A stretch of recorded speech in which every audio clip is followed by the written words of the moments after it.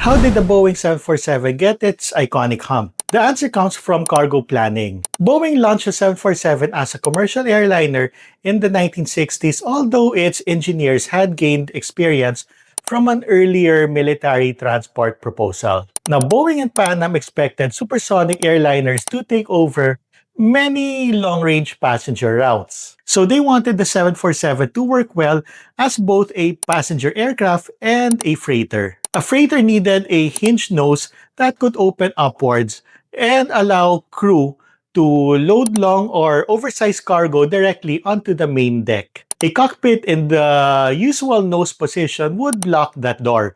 So Boeing moved the flight deck above the main deck. This created the 747 short upper level. Now, Boeing first considered a rounded enclosure for the cockpit, but the company found that the shape produced too much drag. So the designers extended it towards the rear. Now, airlines later used the space behind the cockpit as a lounge and then mainly for passenger seating.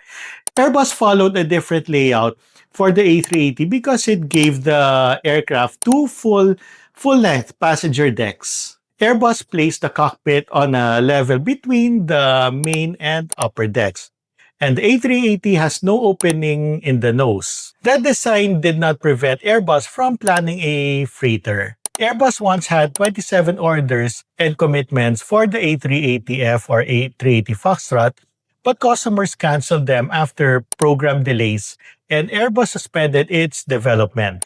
The 747's race cockpit allowed Boeing to offer passenger, combi, and freighter versions with direct nose loading capability on freighter models. Boeing delivered the final 747, a 747-8 freighter, to Atlas Air on January 31, 2023, ending production after 1,574 aircraft.